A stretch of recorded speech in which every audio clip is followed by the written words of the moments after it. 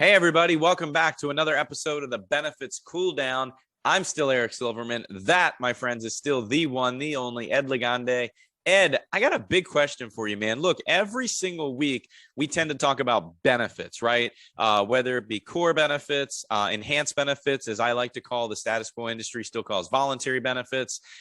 Most times we're actually talking about an actual benefit. Most times we're talking about insurance carriers, underwriting, like real benefits as far as the dictionary definition in somebody's typical mind. But my question for you is a benefit a benefit a benefit regardless of who pays for it? Meaning, are there other benefits out there that could be employer and or employee funded that should and will be perceived to the employee population as a benefit, even if it has absolutely nothing to do with quote unquote insurance? Ed, what do you think, man? 100%. I feel like this is something I've been resting my laurels, my passion on since being in this business. Employee benefits isn't just insurance anymore. The term itself has expanded so significantly, and I would say March of 2020 was when it kind of hit the reset button on all of that, right? And so it's really forced us to take another eye at what can we do to help enhance that employee experience, especially when you have a lot of organizations going remotely or having a hybrid workforce, or now as we edge our way out of this pandemic, then back to being in-house again and pre 2020 days. I just believe that anything you can do to affect the employee experience in some way, shape, or form is a benefit, right? And so outside of the core benefits, the medical, dental, vision, life, disability, the enhanced benefits, or even the lifestyle benefits that we spent so much time talking about too, and the technology around that. One of the things that I believe in trying to enhance the employee experience is looking at outside of the box, solutions and ideas and things that aren't necessarily set it and forget it all the time, things that are a bit more intentional.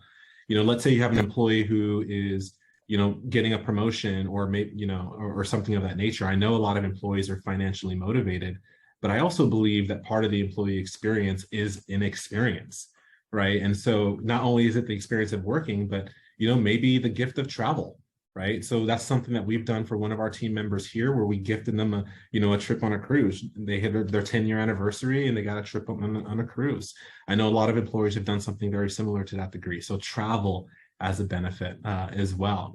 Over the holidays, we actually took a page from John Ruhlin's book, right?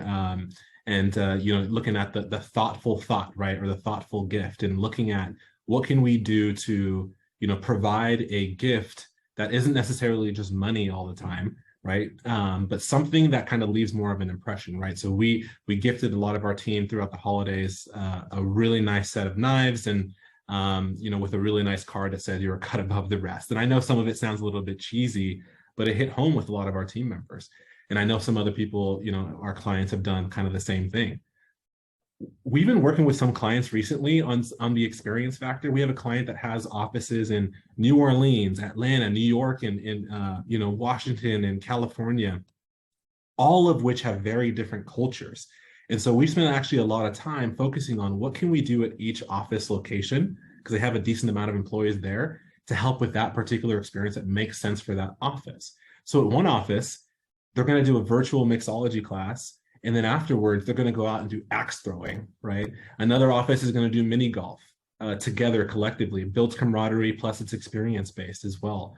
And then, another class is actually going to do a cooking class at the same time, or maybe, depending on the organization, if you're okay with a little bit of wine in there, they're going to do a wine and painting class, right? So these, again, are just outside of the box solutions to help enhance the employee experience, because again, it is the experience factor. We can throw products, we can throw insurance, we can throw benefits that help people from a personal perspective, but I think that the experience factor is also a benefit. So to your point earlier about a benefit of being a benefit, and a benefit is a benefit, you say it way more eloquently than I can say it, but overarchingly, these types of experience-based solutions that I've named, and I know there's a millions of others out there, are ways to not only build camaraderie within your team, build trust as well, but also reward employees from a total rewards perspective of things that aren't necessarily so work related, right? It brings a lot more fun back into work.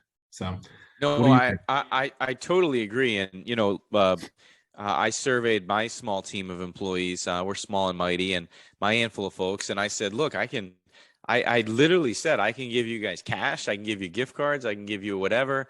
I'm just curious, what's on your mind. I even said, I threw it out there. I said I could rent a big old beach house on the water and pay for everything for you and your family. And because we're all a team, like we all really like each other, we're friends. I'm like, we can all just go and be together for a week and it won't cost you a nickel. Or I can give you cash. And without even hesitating, everybody, we were on a Zoom call, we're virtual. They were all like, let's do that. And I said, okay, done. And I did it. And not a single one of them ever thought twice about getting a big old cash or gift card or what. They didn't even cross their mind. They didn't want it. And we had an amazing time. Our families bonded. It was a huge experience based benefit. So guys, that's what we're talking about. A benefit is a benefit is a benefit. In my case, and in Ed's case just recently, we paid for it, but it doesn't really matter who pays for it. Anything that you can get at a company that you cannot get working across the street at another company is and always will be perceived among your employees and your clients as a benefit. So there you have it. Some creative experience-based benefits that actually benefit. That's Ed Legande. I'm Eric Silverman. If you have any questions, as always, put them in the comment section below. And until next time, don't just have a great week, make it a great week. Thanks, everybody. See you next week.